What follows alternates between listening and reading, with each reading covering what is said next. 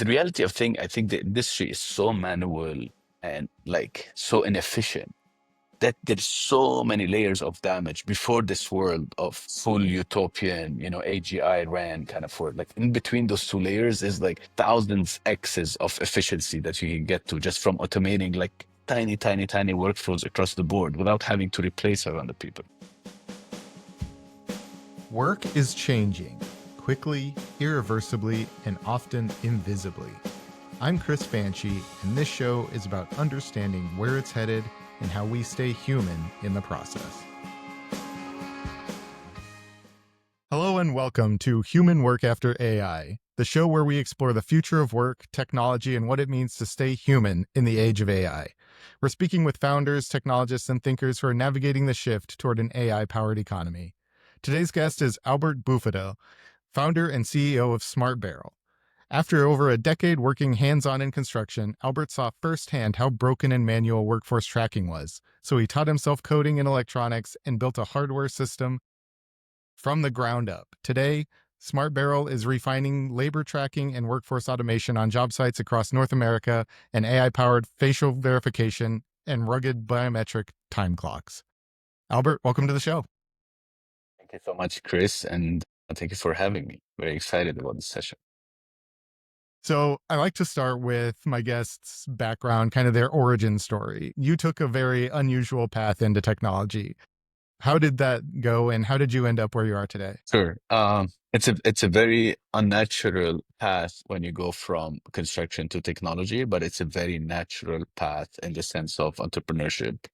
It's identifying a problem, trying to look up for solutions, not finding one, and deciding to build. So in that sense, it's very standard, it's very basic. I basically worked in construction for years, and even though I was and still am a huge fan and I love the industry for all the positive it has to offer, it just lacked a lot of like efficiency in the processes. And at the beginning, at face value, it seems that a lot of those inefficiencies are due to the lack of technology solutions or the lack of the industry wanting in this technology solution optimization. But then slowly after researching and testing some of those available options at the time, I realized that the problem wasn't there. The problem was much harder to find really fitting solutions for the very, very complicated problems that the construction has to offer. And you start realizing that it's not an adoption issue. It was more of a failed implementation issue. And this basically spiraled into me basically taking a chance and maybe building a very much construction focused technology solution. So what specifically was the problem that you were seeing that you decided no one had built a solution for and you were going to be the guy to do it? Yeah, honestly, funny enough, and it still is true. If you were to walk on a job site, there's a bit of like paralysis analysis because there's so many broken processes that it's almost like you don't know where to start, right? It's not like there's one problem. There's like so many problems and we're like running around and then everything seems to be a leap forward from where you're starting, right? But in my personal experience, what stood out to me the most was labor management. And this was a humongous problem for me because, first of all, it's a very, very expensive asset. I mean, in payroll, in per diem, and expenses and reimbursement and yada yada. It's a lot of like big, big dollar value. Most specialty trade contractors, this is probably their biggest line item in their expenses balance sheet. Like nothing comes close to it. So yeah, materials can compete, but really on an ongoing, continuous process, there's nothing more scary than having like a huge overhead that is eaten up by like labor expenses. Second is the type of the asset was very complicated. They're human, right? So here I am, a fresh graduate. I'm in my like mid to late 20s, and I'm managing 40, 50 people that are older than me. Sometimes there's no language barrier. Sometimes there's a culture barrier. Sometimes there's demographic barrier. There's respect barrier. It's a whole bunch of challenges. And then I'm literally managing this asset as a PM or assistant PM or whatever you want to call me with a piece of paper and a clipboard. So I'm like, this didn't make sense because I would see even people that are way more senior than me and even struggling with this management of this asset, right? There's a stress factor, team building factor, there's a fraud factor. There's so much that goes into it that ties into the insurance, productivity. So much is into this kind of like asset, and it's really managed by one of the most primitive tools on earth. So probably from a fear / lazy / innovative perspective, I'm like, there's no way, there must be a better way kind of mindset. And this basically took me on a route of procuring tech. So for a good chunk of a year and a half, all I was doing is researching technology solutions. So I was working for a contractor. We were big, but we weren't one of the biggest like nationwide. So I was like, how are the companies who are managing 1,000, 2,000 like workers? How are they tracking their workforce? Paper clipboard was still there. And this basically like created like a ripple effect of saying, okay, I don't send if the small contractor of the contractors with 10, 15 workers are using pen and paper, but the contractor of like 3,000 workers using pen and paper, and everything is between is also stuck, then there must be something wrong. Mm. Maybe I should dive into it more. And you go down this rabbit hole, and here we are. So most founders buy or hire their way into tech. You taught yourself coding and electronics to be able to do this. So what was that learning curve like? I mean, it sounds way more inspirational looking backward. It was really a scarcity mindset. I couldn't afford paying developers. I couldn't afford hiring full time, hiring contractor, and adding insult to injury. Once you have a piece of hardware, I mean, the expense go like skyrockets, right? Instead of having like one web developer that's building your application or a mobile app developer is building your application, suddenly you need to have an industrial designer that builds it, an electronics engineer, and a hardware engineer, and a firmware. Plus, you need all the back end, which is web application, yada yada. So just the cost at face value goes like times 7, times 10, just before even starting. And I didn't have the means at all, and I didn't know how to like fundraise and the whole stuff. I was a contractor. Yeah, the best way is to go on YouTube. And this is unfortunately for me pre-AI. So I had to Mm. watch a lot of hours of how to learn some coding languages. And luckily, again, for us, server cloud was thriving. So it was very cheap to have like a Mm. server on the cloud. It was very cheap to buy some electronic components from like Amazon or whatever. And I started tinkering at night. So I was like constructing during the day and then building electronics and learning at night. Within probably a year and a half, I was able to put together a prototype on my own. And so how long did it take from the time where you had this first prototype, this MVP, to where you felt like you actually had a real business that you could pursue? Honestly, I have a very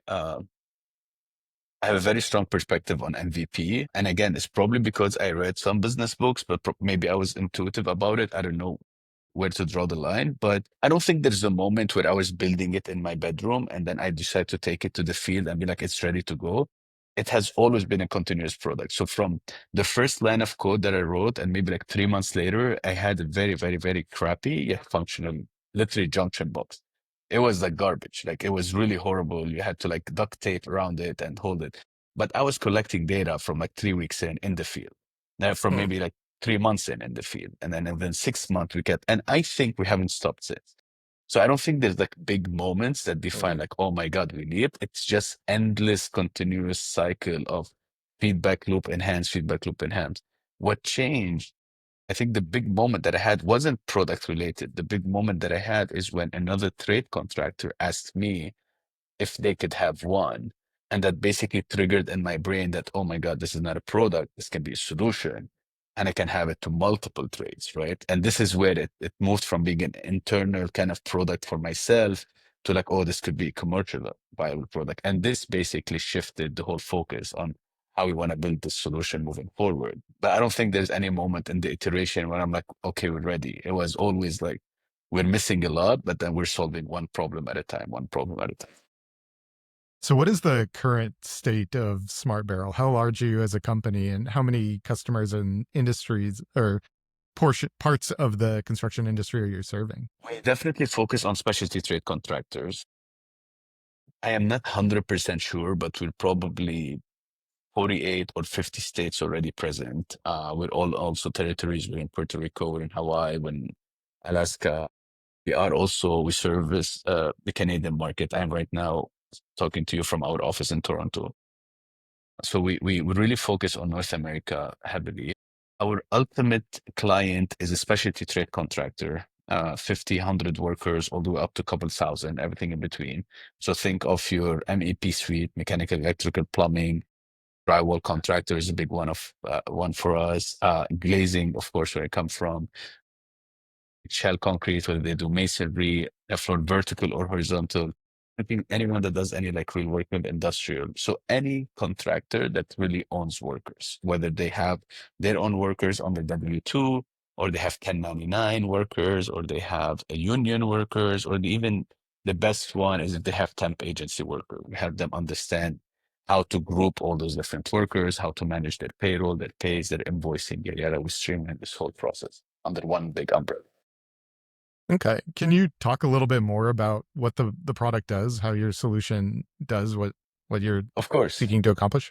Of course. So we did not, even though I have a patent, I did not invent timekeeping. That was something that was created prior to my endeavor. But basically what we basically decided to do is, because of my extensive experience in the field, I understood what it takes to have a solution be successful for a contractor, right? And the biggest problem is that most technologists really focus on and the management and the admin, which they call the check Mm, writers, right? So who is my persona? mm. And they go build a solution for them, for your accounting, for your CFO, for your director of your operation, which is great.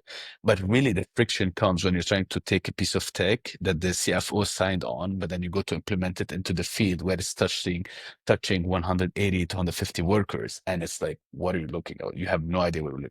So we built it the other way around. And then the idea is, if we're going to capture phenomenal timekeeping, the end goal is to have accurate and streamlined and easy to use payroll.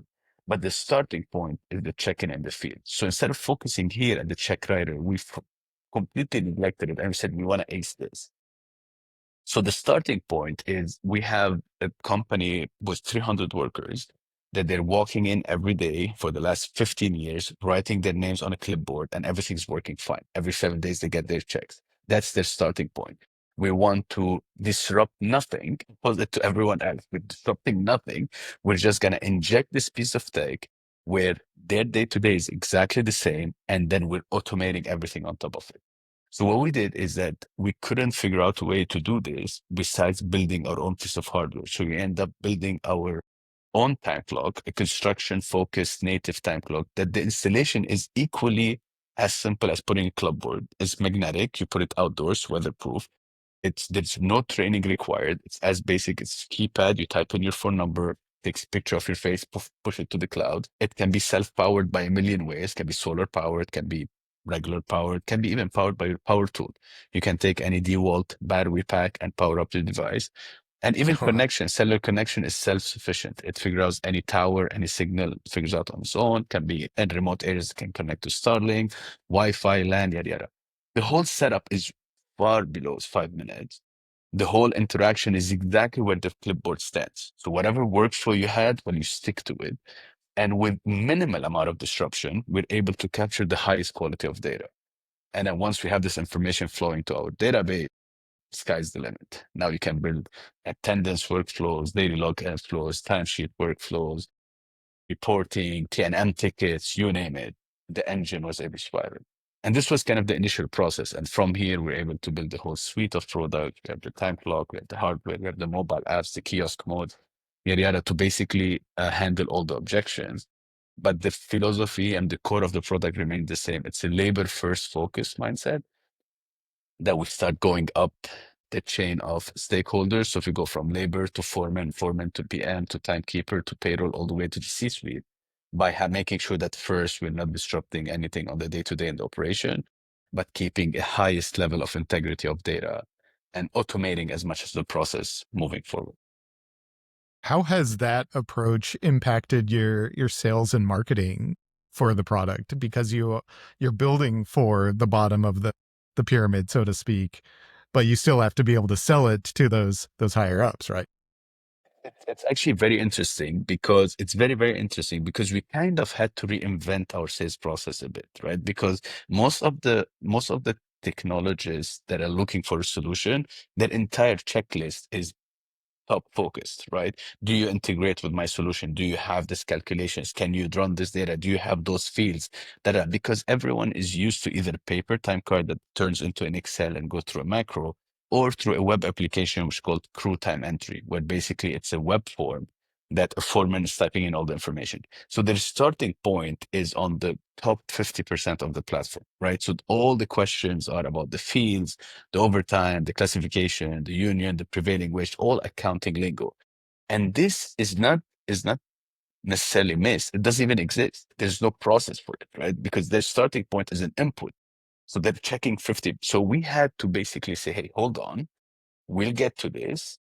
Let me walk you through the first half, because a lot of the stuff that you're trying to fight against in the second half, they're already preset. You don't need 6 level of approval process or even 4, because the integrity of the data is phenomenal. If the worker can cheat from the field, then why all those like approval process?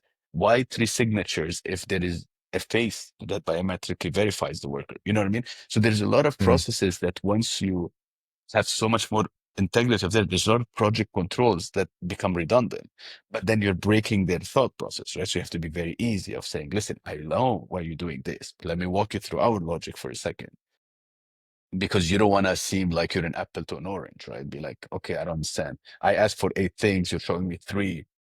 So you're not, and because I have to say, no, no, no, those 3 are accomplishing 10 of the 8 items you have on your list. But it's a different way of seeing it. Also, a lot of, and this is part number one, problem number one in the sales process is a lot of like the C-suite accountant office, they don't necessarily experience the challenges of the field, right? So a lot of them is they might put 3 solutions in front of them and think of them as all equal. Mm. Because from an accounting perspective, the top 50%, they all check the same boxes. But then the bottom is the most important, because this is where you lose in terms of compliance, this is where you lose in terms of adoption, this is where you lose in terms of like integrity of the data, yada, yada. So there's a mini educational flow that we have to say, hey, why don't you bring in a field, director of operation, superintendent, general superintendent, let them join the call and just give you the insights. And they're the ones who usually are like, oh my God, this is really a game changing solution. And that's where we pick it back on and then finish the whole list from the top.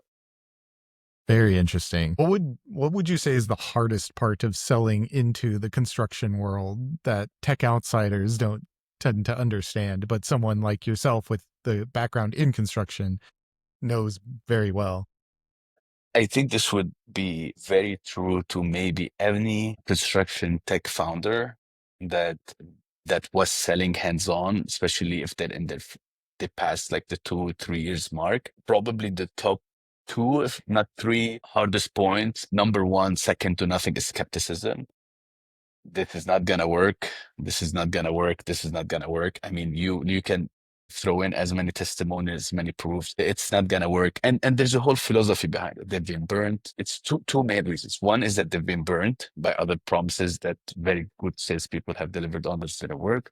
The second one, which is also equally complicated, the cost of a failed implementations goes far beyond the money. It's an industry very much anchored in respect and egos, and you know what I mean? Like so you come embolging with an endeavor or a vision of the solution, and a lot of people are skeptic about it, since it's not going to work, and you end up failing, you lose so much more, far beyond the 20, 30, 40, 50K that you spent. It's just the ego you lose. It's very Mm. exponential. So this is number one. Skepticism is, you see it in their head, you see it in their question. The second problem is a lot of construction companies, they still perceive tech as either a gadget or gimmicky or an expense.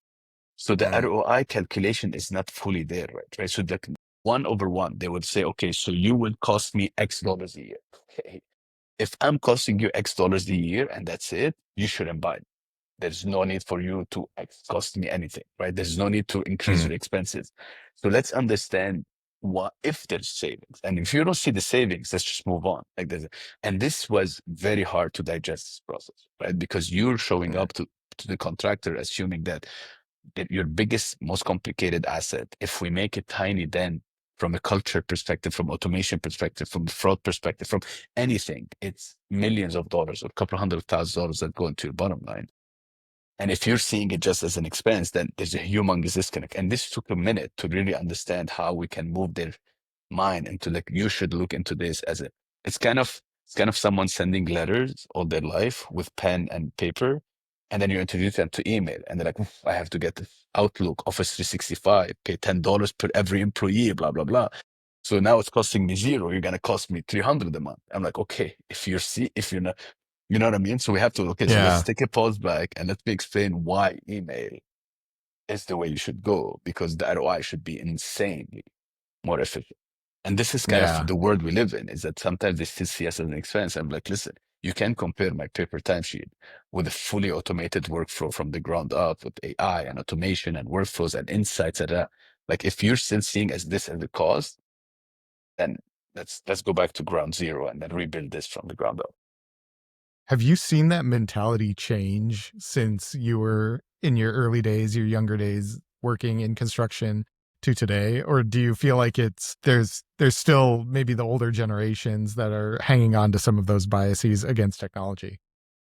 Honestly, honestly, it's very interesting and it's still fairly new. And I think this is gonna like align a lot with the title of this podcast. Friction was the same for, I don't know, that's 15 years. I mean, when I was in construction and when I moved to tech, it was the same. Like this shit doesn't work. This is not gonna work for us. You don't get it. Those are San Francisco technologists. They don't know our world, yada yada. And honestly, the first time I've seen this tip from obviously young people, but even more so older people, is the ChatGPT era.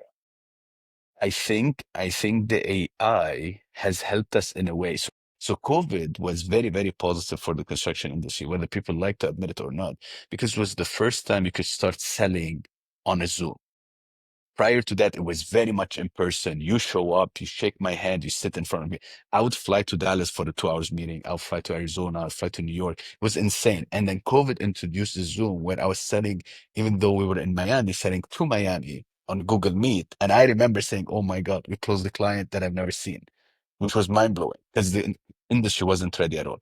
I think now we're having a second wave with, I think, and I'm saying not OpenAI, and I'm not saying LLM, and I'm saying anything. I'm really focusing on the ChatGPT, the Mm, marketing boom that ChatGPT has introduced, having a 50, 60-year-old person look at the power of technology, like has rewired their brain where they're like, I want to be part of this, which basically lifted the whole technology space just by piggybacking. So their entire perception and appetite for tech just got bumped by like 100 points without us doing anything, just because they saw that there's this like magical thing.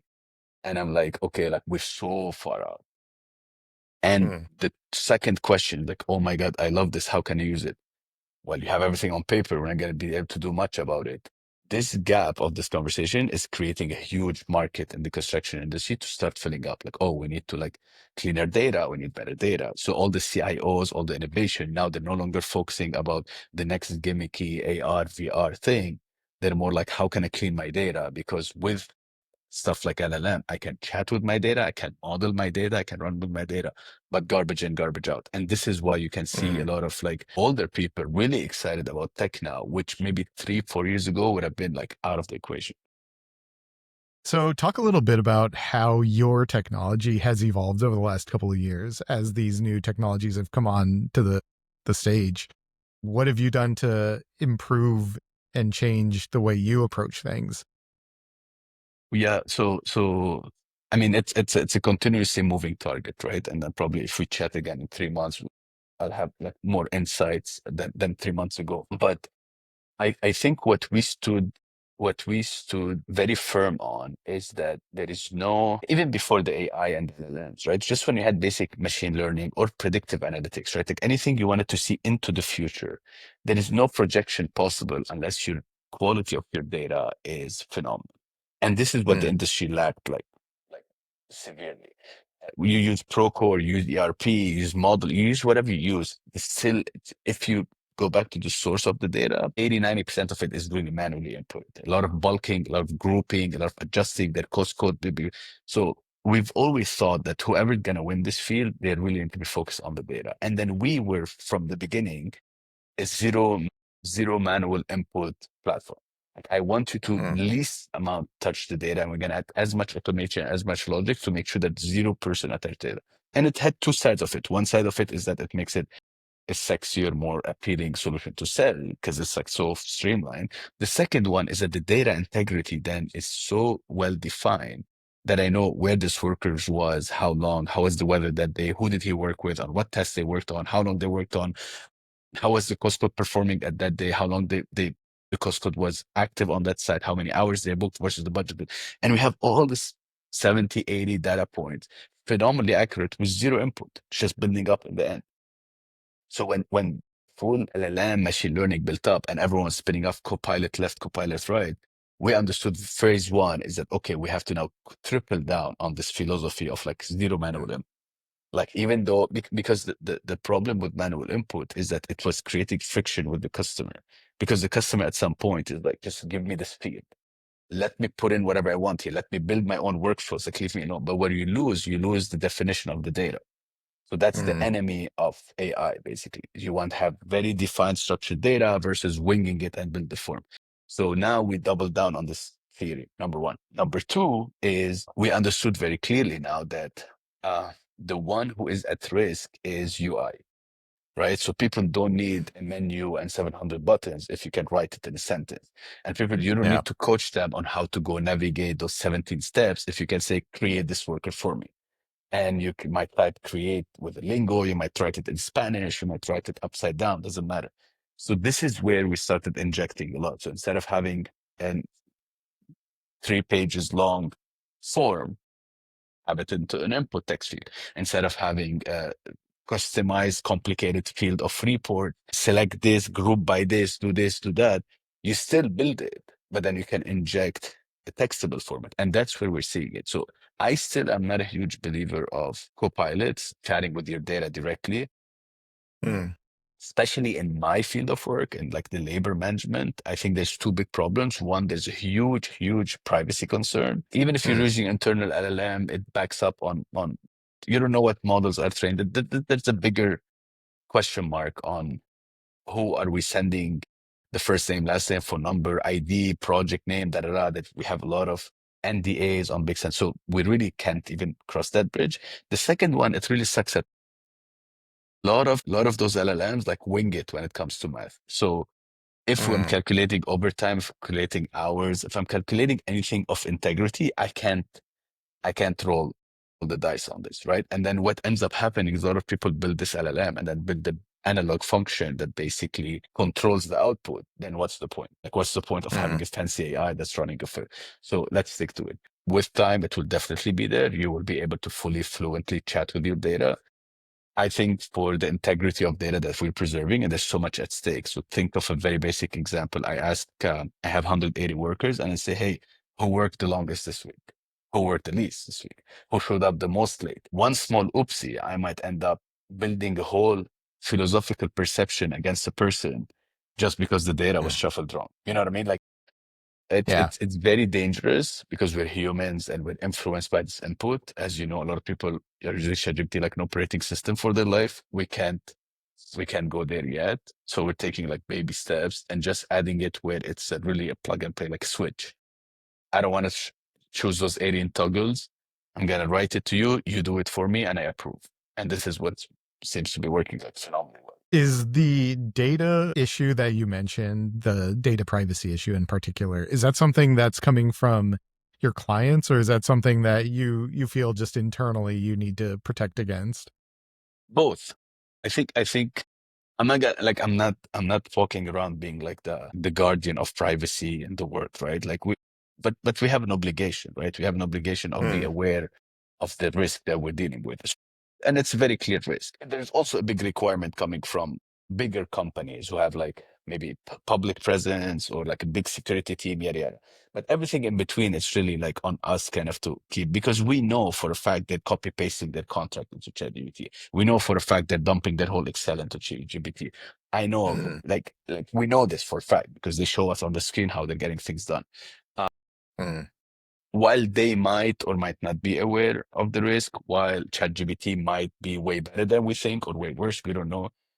As a company, I think we have kind of an obligation to just be cautious more than anything. So for pure selfish reasons, I'm not saying that I'm here promoting privacy, but for pure selfish reasons, because we don't know what we don't know kind of situation, it's better to play the safe game for the next like few years and then see where everyone lands. Do you think there's a concern or a possibility of AI replacing jobs or taking over jobs in the construction industry? I think AI will replace jobs. I mean, there is no doubt it's not going to replace jobs. I also believe that it's an over exaggerated statement and people are way more apocalyptic about it than what it should be. It's a very phenomenal, powerful tool, but I think the input is coming from human and the output will be digested by human. I don't see the mass layoff that everyone imagines, this whole apocalyptic world where suddenly you have AI. First of all, in the construction, it's heavily labored, and I don't think there's anything coming for it like anytime soon. Second, there's so much regulation and customization, especially when it comes to labor and payroll. Like it's insanity, the objections and this, that they just to streamline through an engine isn't going to work. I think it will become a phenomenal assistant to a lot of people from the field up. It will be a tool that everyone has through their smartphone, through a widget, through a gadget, and they're like, it's streamlining communication, it's streamlining translation, it's streamlining communication barriers, streamlining notification and insights. I mean, it will help you digest the information how you like to digest it versus someone else. This, it will do like insane amount of damage, but I can't even name like 10 positions that won't exist in construction industry because of even a scheduler is insanely labor. You need to have eyes in the field. You have to update. You have to adjust based on 1,000 variables. There's a contract. There is a utopian world where it's all managed by AI. But I think if this world exists, I don't think the construction is the concern. I think there'll be hundreds of thousands of industries that will evaporate outside construction before construction is really feeling the high impact of that AI move.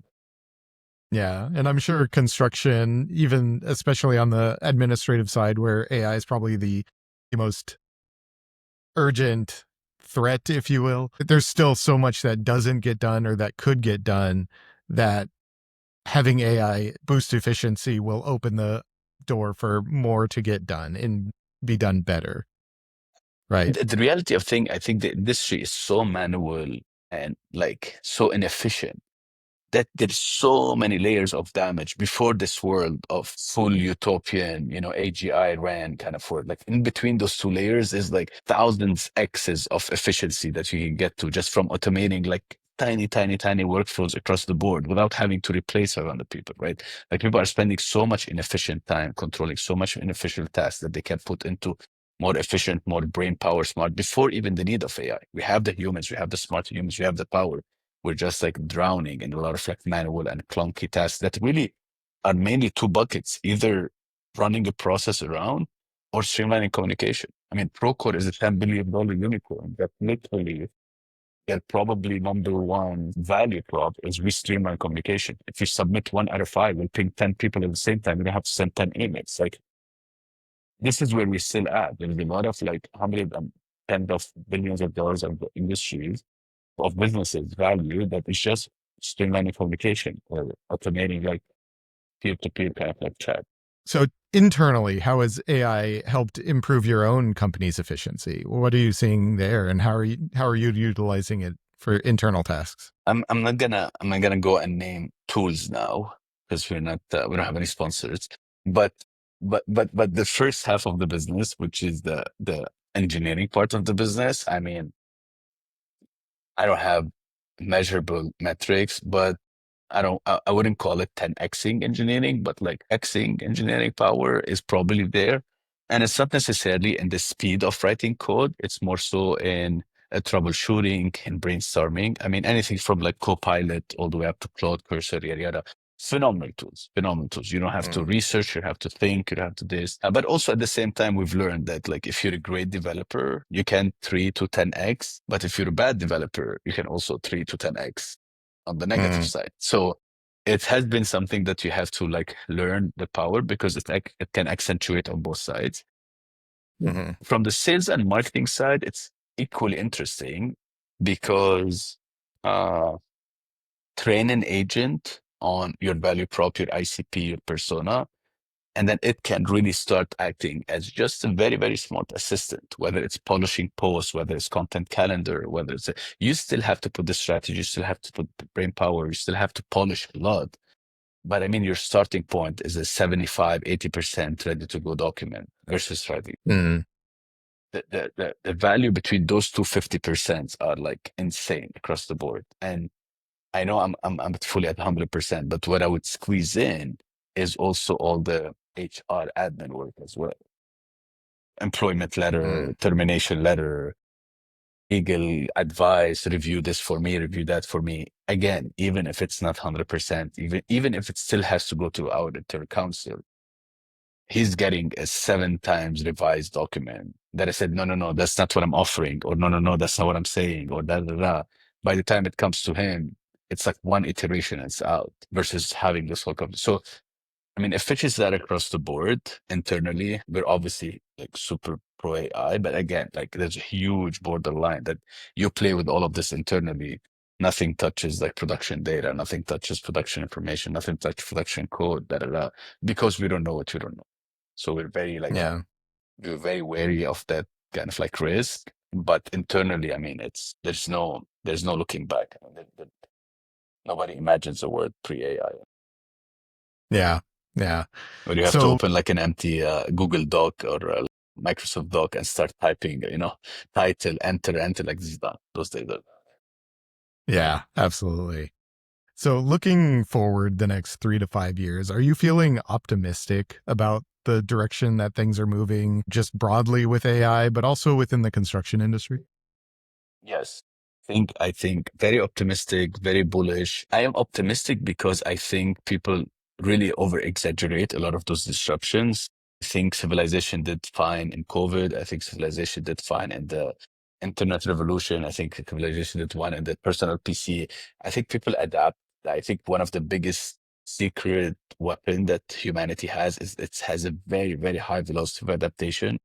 Like people just adapt, whether it's economical, whether it's biological, whether it's hazard, whether it's environmental, like just people like figure it out and adapt. So I think it will be fine because the adoption is always way, way slower than anticipated. You still have places where internet's being introduced to, and we are what, like we run on internet the same level we run on electricity. So like it will take time, no matter how disruptive it is. And you saw like it's always like hyperbolic. Like at the beginning it was crazy, and now you see AI grinding to like build its momentum. And I think that would be it. By the time agency adopted, there's a perfect use case of it.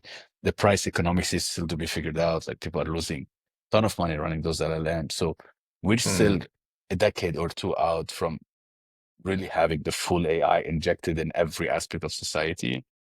So I think the impact will be way less frightening than how people like the sci-fi movies. And I hope I'm right. I really hope I'm right on the story. Yeah, me too. Me too. Well, Albert, thank you so much for coming on the show. This has been a fantastic conversation. Where can our listeners go learn more about SmartBarrel and connect with you online?